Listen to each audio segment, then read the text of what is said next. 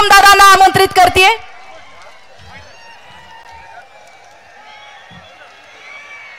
येणाऱ्या 7 तारखेला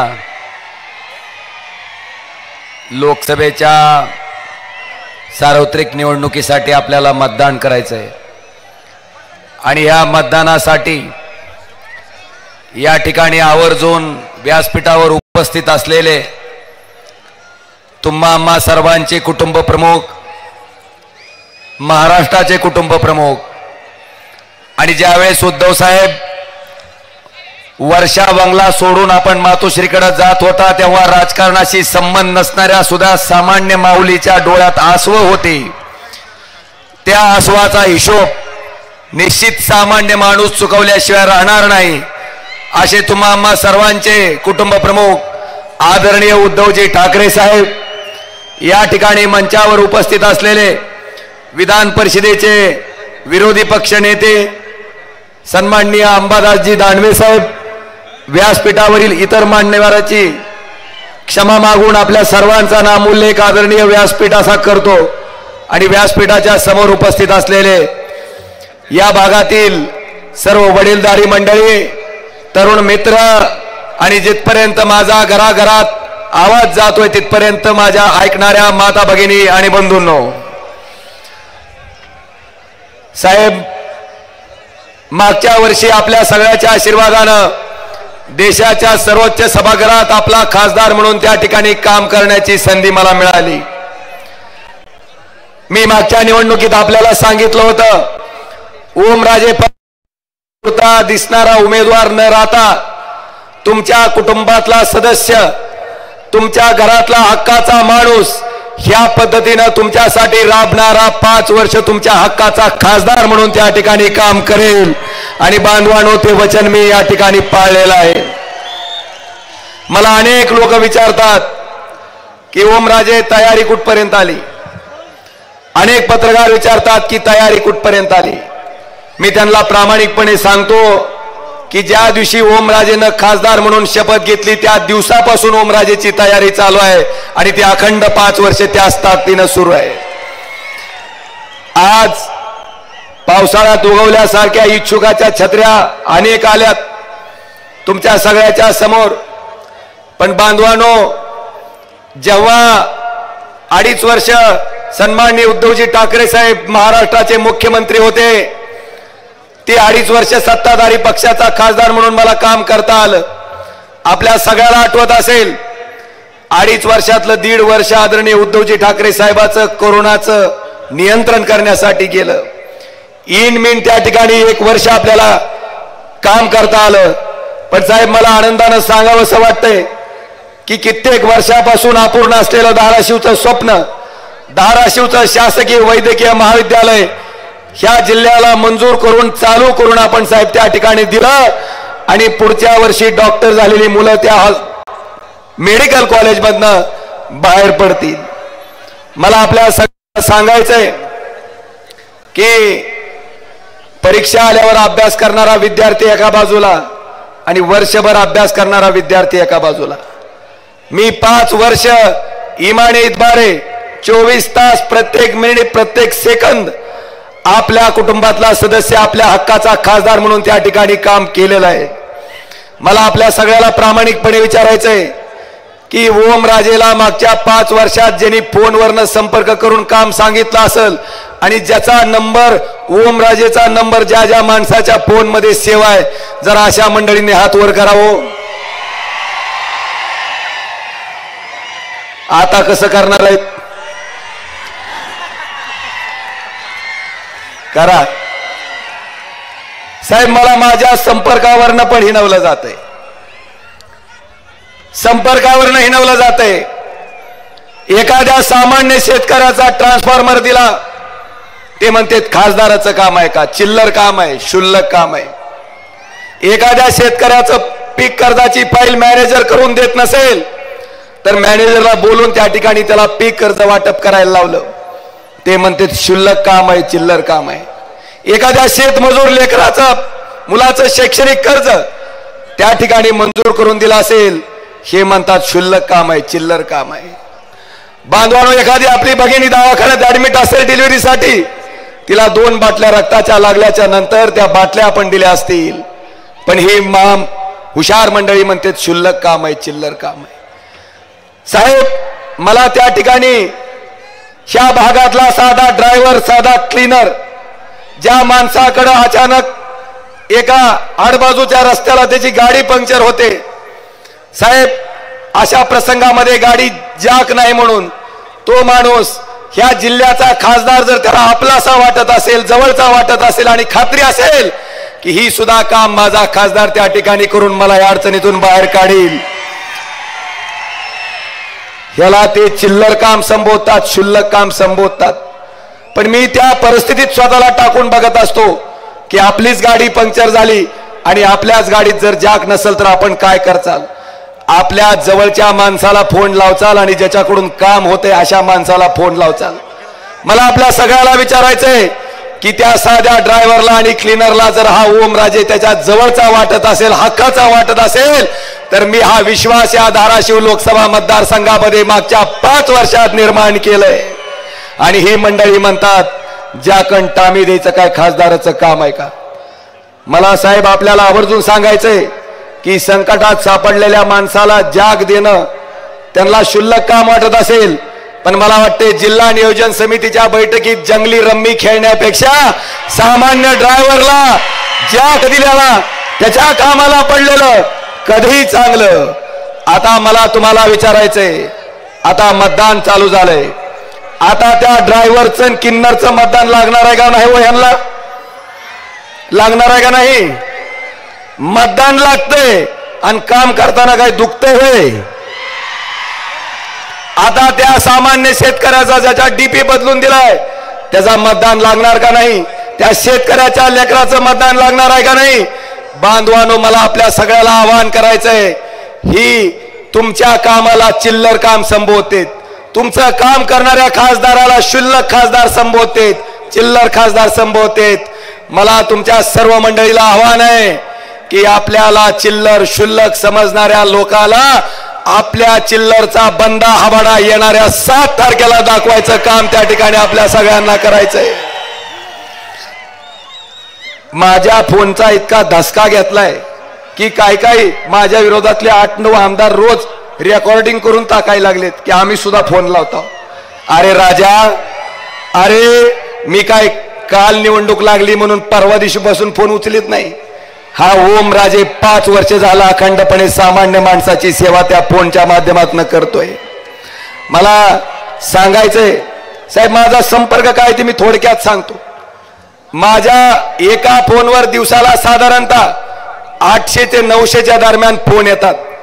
भारतीय जनता पार्टीला जर पुरावा पाहिजे असेल तर माझा CDR काढून बघा, मला मी नंबर जाहीर करतो. एका फोनवर 800 फोन येतात. असे 4 बांधवानो, 4 नंबरचे 800च्या सरासरीने किती झाले? 8 चौक 3200. 3200 मधले सुद्धा वरचे 2200 आपण त्या ठिकाणी सोडून दिले. देवाच्या नावानं हजारच धरले. दिवसाचे 1000 फोन म्हणलं तर 10 दिवसाचे किती झाले? 10,000. एका महिन्याचे 30,000. एका महिन्याचे 30,000 झाले तर एका वर्षाचे 3,60,000. एका वर्षाचे 3,60,000 झाले तर 5 वर्षाचे करा की हिशेब. ही हिशेब नाही केला म्हणून तर डॉक्टर पाटील 40 वर राहिलेलं कळलं नाही आपल्याला. 5×15 म्हणजे 15 लाख ते आणि 6×5 30. 15 आणि 3 18 लाख लोकांचा ओमराजेचा मागच्या 5 वर्षातला संपर्क आहे. 18 लाख लोक माझ्या संपर्कात आलेत आणि त्या माणसाचं कुठल्या ना कुठल्या माध्यमातून काम झालंय. मला आपल्या सगळ्याला विचारायचंय, कुठलाही मायका लाल आला तरी 18 दिवसात 18 लाख लोकांचा संपर्क करून काम करू शकेल का हो? आणि साहेब, ही 18 लाख लोकच माझी शक्ती आहे, माझी ताकद आहे आणि माझे प्रचारक आहेत ज्यांनी संपूर्ण निवडणूक यांच्या हातात घेतली का नाही? 18 लाख लोक. मला सांगायचंय, माझ्या निवडणुकीसाठी पुढं एवढी मोठी शक्ती आहे साहेब. 8 आमदार आहेत. त्यानंतर आपल्यातलेच 40 बोके 50 खोके देऊन खरेदी करून आपला पक्ष आणि बाण घेतलेली लोक आहेत. त्याचबरोबर राष्ट्रवादी काँग्रेस पार्टी फोडून त्याच्यातनं सुद्धा 38 लोक त्यांच्या सोबत घेतले. तो सुद्धा पक्ष त्या ठिकाणी बरोबर आहे. एवढंच नाही, आमच्या काँग्रेसच्या सुद्धा 2-4 खिडक्या त्यांनी सोबत घेतल्यात साहेब. आणि काँग्रेसच्या खिडक्या साहेब, काँग्रेसचा सुद्धा हात ह्याच्यामुळे वाचला की तो राष्ट्रीय पक्ष होता. जर प्रादेशिक पक्ष असता तर काँग्रेसचा सुद्धा हात गेला असता, तुम्हाला सुद्धा बासरी घ्यायची पाळी आली असती. पाटील साहेब, एवढी सगळी शक्ती एकत्र केल्याच्या नंतर मनसेचं इंजिन तर बिनशर्त ह्यांना ओढायला तयार आहे साहेब. सगळ्याचा डबा ओढतंय मनसेचं इंजिन.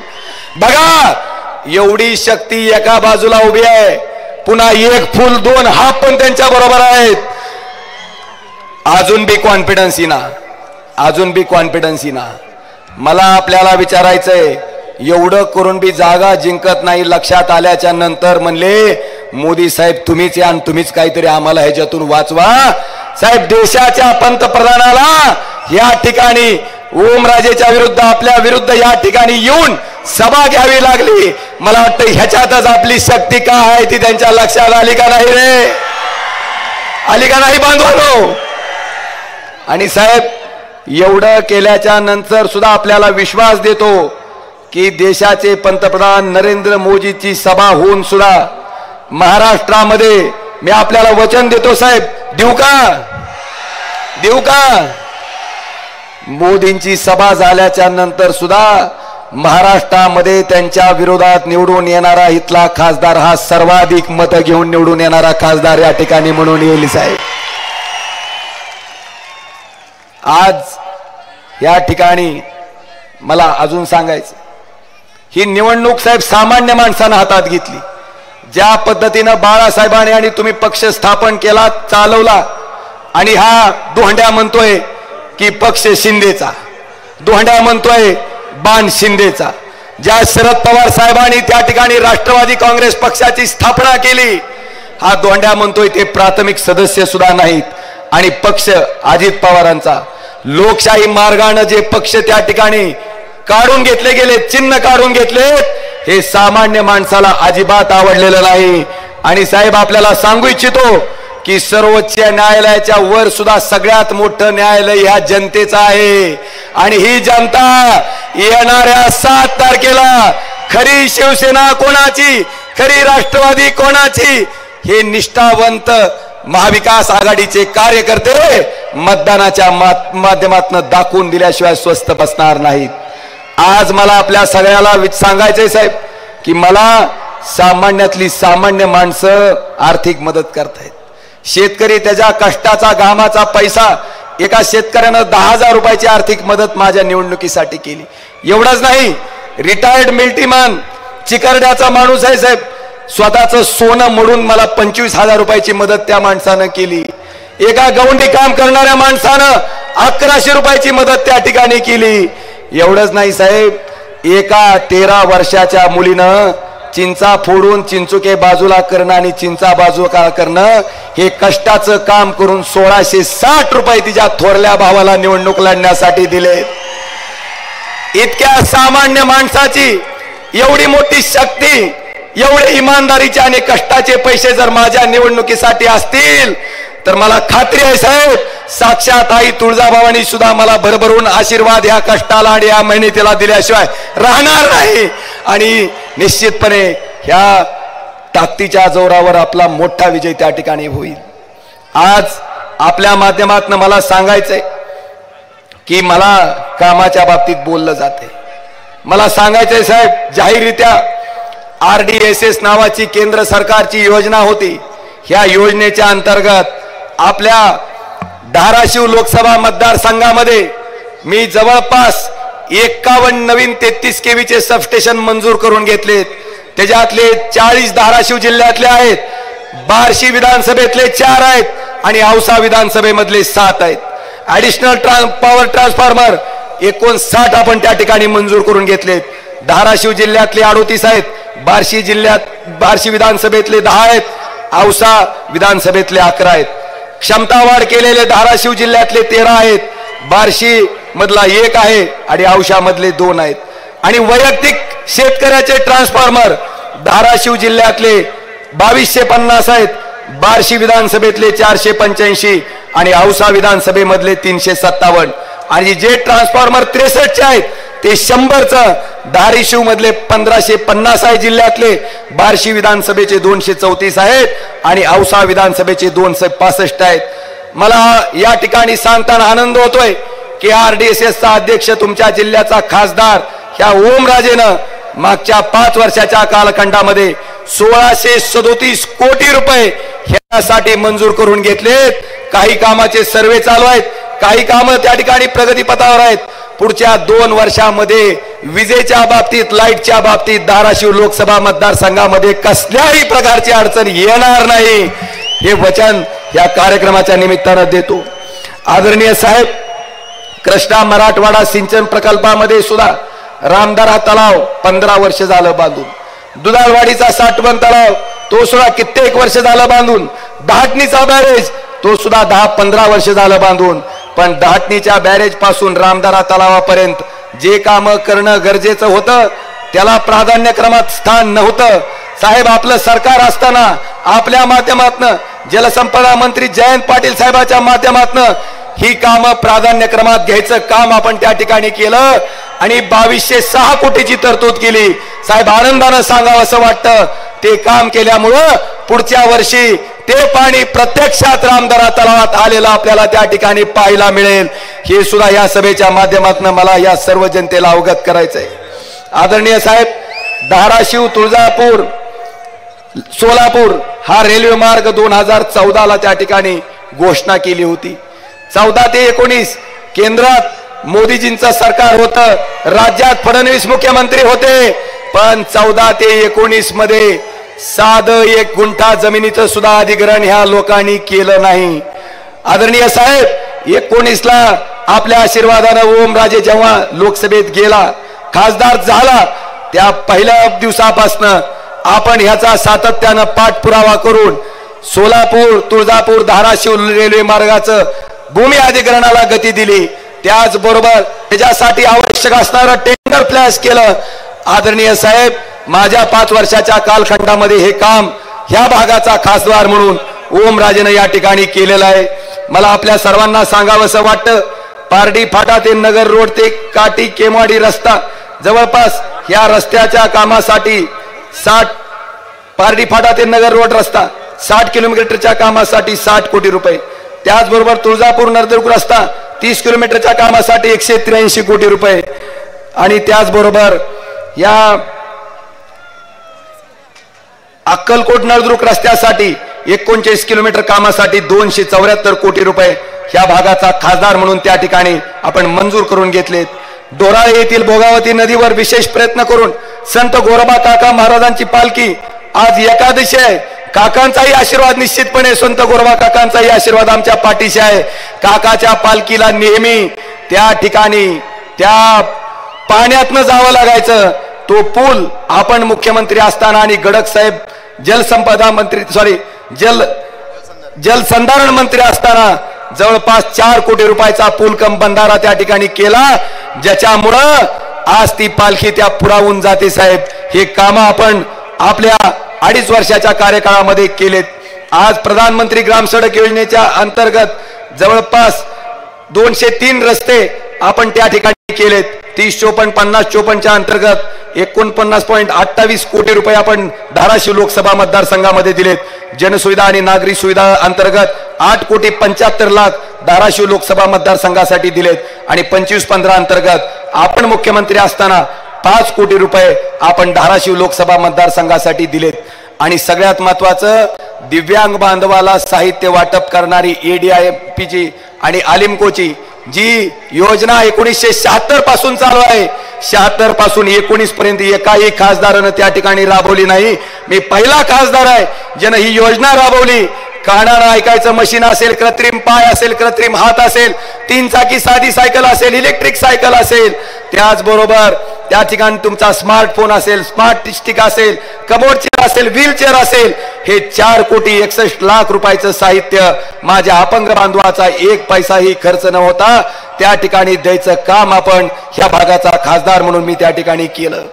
आदरणीय साहेब, आपल्याला सुद्धा वाटलं असेल हे मी का सांगतोय, कारण पुढची 8 आमदार त्या ठिकाणी बिस्किट भरपूर टाकले जातात आणि त्या बिस्किटावर सारखं ओरडायला चालू आहे. म्हणून ही कामं तुमच्या खासदारांना केलेत हे ठणकावून आणि ठळक काम म्हणून त्यांना सांगण्यासाठी आज साहेब आपल्या साक्षीनं मी ही सगळी कामं आपल्या जनतेच्या समोर सादर करत आहे. आज मला आपल्याला प्रश्न विचारायचा आहे. मराठा आरक्षणाचा विषय जरांगे पाटलांच्या आंदोलनावर लाठीचार्ज झाल्याच्या नंतर पेटला. मला आपल्याला विचारायचंय, त्या आंदोलनावर लाठीचार्ज झाल्यावर आपला फेसबुक पिंट्यानं साधा जाहीर निषेध तरी केला का हो? नाही. भेटायला तरी गेला का हो? नाही. एवढंच नाही, जेव्हा त्यांनी आमरण उपोषण केलं त्यावेळेस तरी गेला का हो? सरकारनं त्यांना वचन दिलं, वचन पाळलं नाही म्हणून जरांगे पाटील फडणवीसांवर बोलले. काय चूक आहे? एक गरीबाचं लेकरू आरक्षणासाठी संघर्ष करतय आणि ते बोलल्याच्या नंतर फेसबुकचा पिंट्या जणू बापाला बोलल्याने त्याला राग आला आणि फेसबुक पिंट्या फेसबुकवर काय गरळ ओकत होता तुम्ही ऐकलं का नाही? काळा दिवस म्हणून म्हणत होता का नाही? SIT ची चौकशी झाल्याच्या नंतर बाग बडवत होता का नाही? आणि आज उपरती झाली. उद्या 7 तारखेला लक्षात आलं की आपल्या सौभाग्यवती निवडणूक लढवतात आणि त्या जर पराभूत झाल्या तर शेवटी पळी आणि चमच्याचा प्रसाद आपल्याला सुद्धा खावा लागेल ह्याची दहशत त्यांच्या मनात आहे. आणि म्हणून त्या ठिकाणी काल जरांगे पाटलाला भेटायला हे महाभाग गेलं. मला सांगा, स्वतःच्या स्वार्थासाठी गेलेल्या या माणसाला माफ करचाल का आपण? ताकापुरता आजी, कामापुरता मामान, ताकापुरती आजी, हे कुटुंब हे सांगतंय. साहेब, अर्चना ताईला उमेदवार दिल्याच्या नंतर हे म्हणतायत आम्ही स्त्री शक्तीचा सन्मान केला. मला आपल्या सगळ्याला जाहीररित्या सांगायचंय की एखाद्या बचत गटाच्या चांगलं काम करणाऱ्या महिलेला जर उमेदवारी दिली असती तर मी सुद्धा मानलं असतं की स्त्री शक्तीचा सन्मान केलाय. पण उमेदवारी कुणाला? डॉक्टर पद्मसिंह पाटलांच्या सुनेला. उमेदवारी कुणाला? राणा पाटलांच्या मंडळीला. मला सांगा, आत्ताच त्यांनी त्यांची प्रॉपर्टी जाहीर केली. 350 तोळपेक्षा जास्त सोनं आपल्या ताईकडे आहे. मला सांगा, एका गावात सगळ्याचं गोळा केलं तर तेवढं होतंय का हो? ही स्त्री शक्तीचा सन्मान आहे का? मला वाटतं ह्या प्रश्नाचं सुद्धा उत्तर त्या ठिकाणी शोधणं गरजेचं आहे. मराठा आरक्षणाच्या बाबतीत जरांगे पाटलांचं आंदोलन होण्याच्या पूर्वी 1.5 वर्ष सुप्रीम कोर्टात जेव्हा मराठा आरक्षणाच्या विरोधातली याचिका दाखल झाली त्यावेळेस ओमराजे बोलला होता की तामिळनाडू राज्यामध्ये 50% पेक्षा जास्त आरक्षण गेलं होतं, 78% पर्यंत गेलंय, तरी सुद्धा सुप्रीम कोर्टात त्याच्या विरोधात याचिका आल्याच्या नंतर त्यावेळेसच्या केंद्र सरकारनं एक सपोर्टिव्ह ॲफिडेव्हिट तामिळनाडू राज्याच्या बाजूने दिलं आणि ते आरक्षण वाचवायचं काम केलं होतं. माझी मागणीच इतकी होती साहेब की त्या ठिकाणी मराठा आरक्षणाच्या बाबतीत सुद्धा केंद्र सरकारनं तशीच पावलं उचलावीत आणि महाराष्ट्र राज्याचं मराठा समाजाचं आरक्षण त्या ठिकाणी वाचवावं. पण साहेब, आपण मुख्यमंत्री असल्यामुळं आपल्यासाठी खड्डा खांदायचा प्रयत्न ह्या केंद्र सरकारनं ही मागणी मान्य न करून केला. खड्डा आपल्यासाठी खांदला, पण पडलं कोण त्याच्यात? टरबूज. आज मला आपल्या सगळ्याला सांगायचंय, लिंगायत समाजासाठी 12व्या शतकामध्ये समतेचा एकतेचा संदेश देणारे जगज्योती महात्मा बसवेश्वर यांना मानणारा अनुयायी म्हणजे लिंगायत समाज. ह्या समाज त्या ठिकाणी अल्पसंख्याक समाजाच्या दर्जाची मागणी करतोय, लिंगायत धर्माची मागणी करतोय. ही मागणी लोकसभेत करणारा तुम्ही निवडून दिलेला एकमेव ओमराजे निंबाळकर त्या ठिकाणी खासदार आहे, हे सुद्धा मला आवर्जून सांगायचंय. धनगर आरक्षणाचा मुद्दा असेल, त्याचबरोबर मुस्लिम आरक्षणाचा मुद्दा असेल, हे विषय पण ओमराजेनं त्या ठिकाणी लोकसभेत तेवढ्याच ताकदीनं मांडले. आता मला तुम्हाला विचारायचंय, भाई और बहनों, किसान की आमदनी 2022 तक दोगुनी कर दी जाएगी. झालं का हो? वर चढली देव काही. 11,000 रुपये क्विंटलचं सोयाबीन, त्या ठिकाणी पाम तेलावरचा आयात शुल्क कपात करून सोया पेंड आयात करून 4,000 रुपयापर्यंत खाली आणलं. कांदावाले आहेत का? जरा हातवर करा बरं. झाली का नाही निश्चिती? 60 रुपयाला भाव गेला की कांद्यावर निर्यात बंदी. बांधवानो, बिस्लेरी बाटलीच्या पाण्याचा भाव 20 रुपये लिटर आहे आणि शेतकऱ्याच्या गाईच्या दुधाचा भाव 22 रुपये लिटर आहे. झालं का उत्पन्न दुप्पट? तुम्ही याचा हिशोब घेणार का नाही? मला खात्री आहे साहेब, शेतकरी याचा हिशोब येणाऱ्या 7 तारखेला घेतल्याशिवाय स्वस्त बसणार नाही. भाई और बहनों, महंगाई कम हुई क्या नहीं हुई? मना की हुई. 800 रुपये एकरनं आम्ही 14ला नांगरत होता, आज नांगरणाचा भाव 2200 ते 2000 रुपये एकर झाला. झाला का नाही? 400चं डीएपीचं पोतं 2014ला मिळायचं, आज ते डीएपीचं पोतं आम्ही 1600 रुपयाला घेतोय, ते बी फोटो टाकून. झालं का नाही? बांधवानो, या ठिकाणी मला विचारायचंय, 60 रुपयाचं डिझेल आज 97 रुपयाला घेतो, 70 रुपयाचं पेट्रोल आज 105 रुपयाला घेतो आणि 400 रुपयाचं गॅस सिलेंडर आज 1100 रुपयाला घेतो का नाही? तुमच्या घरच्याला किंवा तुम्हाला विचारायचंय, 2014 मध्ये जो आठवडी बाजार तुमचा 100 रुपयात होत होता, आज तोच आठवडी बाजार 500 रुपयात तरी होतय का हो? होतय का हो? मग महागाई कमी झाली का वाढली बांधवांनो? आता ह्याचा हिशोब घेणार का नाही? साहेब, हेच देशाचे पंतप्रधान नरेंद्र मोदीजी म्हणत होते, ज्यावेळेस सिलेंडरचा भाव 400 होता की तुम्ही मतदानाला जाताना गॅस सिलेंडरच्या पाया पडून मतदानाला जावा, म्हणत होते का नाही? आता 400चं सिलेंडर 1100ला झालंय. आता माझं म्हणणं आहे, शेगडीला साष्टांग दंडवत घाला आणि सिलेंडर टकोऱ्यावर घेऊन मतदानाला जावा. चाल का नाही? भाई और बहनों, ना खाऊंगा ना खाने दूंगा, जो सबसे ज्यादा खाएगा उसको ईडी की नोटिस देके भाजप में लूंगा. 70,000 कोटीचा आरोप अजित पवारांवर त्या ठिकाणी देशाचे पंतप्रधान नरेंद्र मोदीजींनी केला.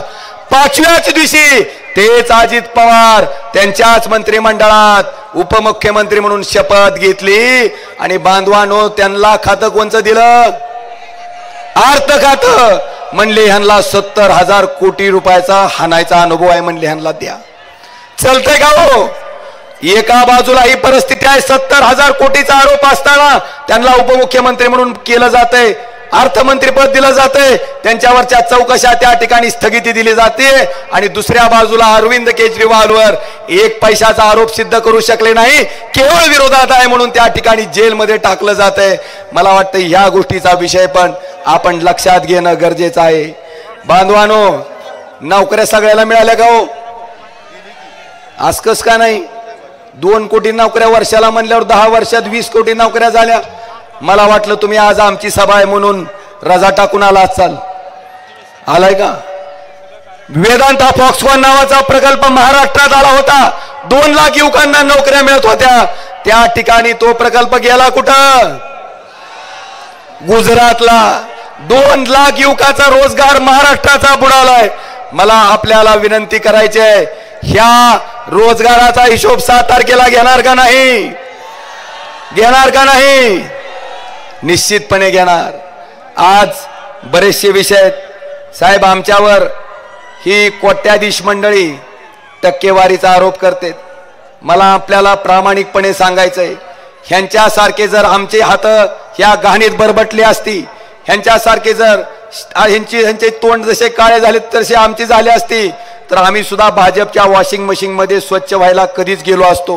ज्या अर्थी या ठिकाणी प्रामाणिकपणे आदरणीय उद्धवजी ठाकरे साहेबांच्या मागे आम्ही खुट्टा राहून उभा आहेत, कुठलीही चौकशी लावायची ती लावा, जी काय करायचं ती करा, ईडी लावा. आम्ही प्रामाणिक आहेत, कुणाच्या बापाला त्या ठिकाणी घाबरत नाहीत, प्रामाणिकपणे या ठिकाणी उभे आहेत. आणि म्हणून ह्या जनतेचा विश्वास साहेब तुमच्यावर आहे, ह्या जनतेचा विश्वास त्या ठिकाणी आमच्यावर आहे. आणि साहेब, ज्या ज्या लोकांनी तुम्हाला यातना दिल्या, दुःख दिलं, ज्या लोकांना साहेब आपण आमदार केलं, खासदार केलं, मंत्री केलं, स्वतः ईडी पासून वाचण्यासाठी, स्वतःचा स्वार्थ साधण्यासाठी, पदाच्या लालसेपोटी जी जी मंडळी त्या ठिकाणी आपल्याला सोडून गेली, त्या गद्दाराचा हिशोब आपण करणार का नाही? करणार का नाही? आणि मला सांगायचंय आवर्जून की 40 वर्ष मंत्री केलेल्या शरद पवारांना डॉक्टर पाटील कुटुंब एका रात्रीत गद्दारी करून त्या ठिकाणी भाजपमध्ये जाते. आदरणीय साहेब, आपण आपल्या आशीर्वादाने मी एकदा खासदार आणि एकदा आमदार झालो. आपलं चिन्ह जात असताना, आपला पक्ष जात असताना, त्या ठिकाणी आपली सत्ता जात असताना आणि समोर गेल्यावर 50 खोके मिळत असताना सुद्धा त्याच्यावर लाथ मारून आम्ही प्रामाणिकपणे साहेब आपल्या पाठीमागे निष्ठेने उभा राहिलोय. मला आपल्याला विचारायचंय, तुम्ही प्रामाणिक माणसाला मतदान करणार का संधी साधू माणसाला मतदान करणार? हा निर्णय सुद्धा येणाऱ्या 7 तारखेला आपल्याला घ्यायचा आहे. बरेचसे विषय आहेत मी सांगू इच्छितो, पण आदरणीय उद्धवजी ठाकरे साहेबांना सुद्धा त्या ठिकाणी आपल्याला ऐकायचंय. माझी विनंती आहे की माझ्या मागं फक्त एक क्लिप साहेब मी वाचून, एकच क्लिप फक्त वाचून दाखवणार आहे. एकच गोष्ट सांगणार आहे की एक सामान्य कांबळे नावाचा हलगीवाला, 500 रुपये त्या माणसाची साहेब, 500 रुपये त्या माणसाची फक्त हाजरी आहे. 500 रुपयाच्या हाजरीवर साधा तुम्हाला विषय सांगतो, त्यांच्या रॅलीत हा हलगी वाजवायला,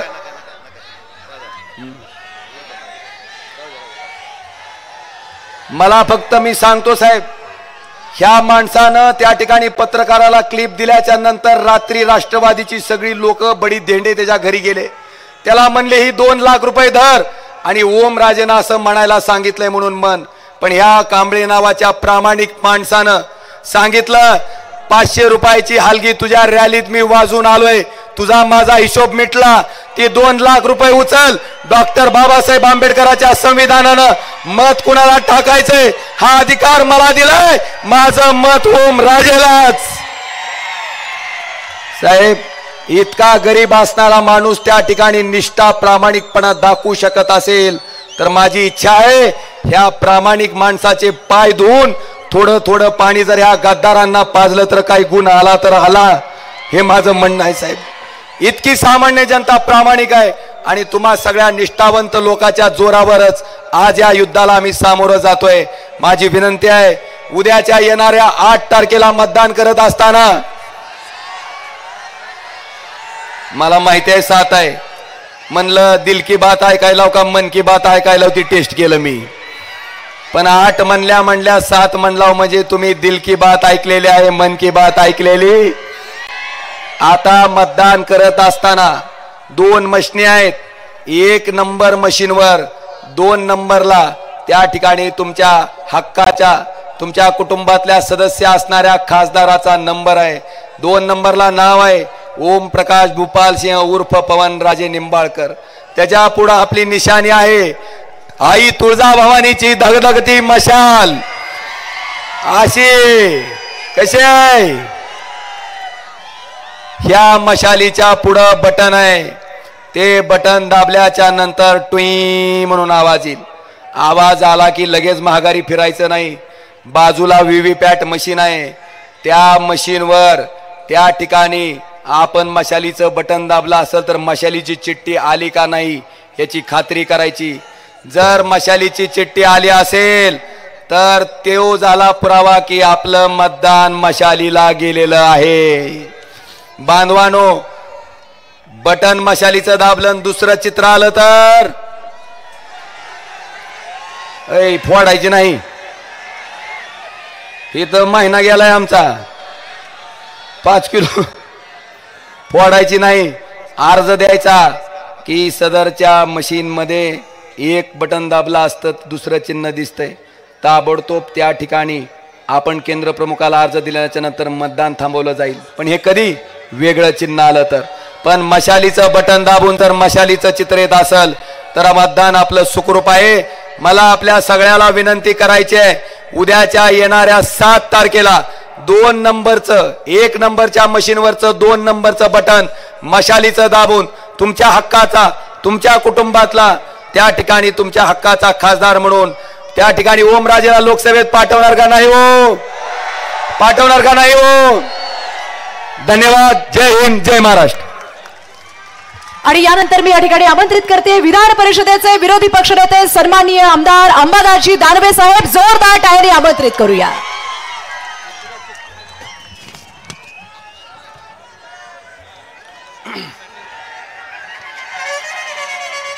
महाराष्ट्राची कुलस्वामिनी आई तुळजाभवानी, सह्याद्रीचा जाणता राजा छत्रपती शिवराय, हिंदू हृदय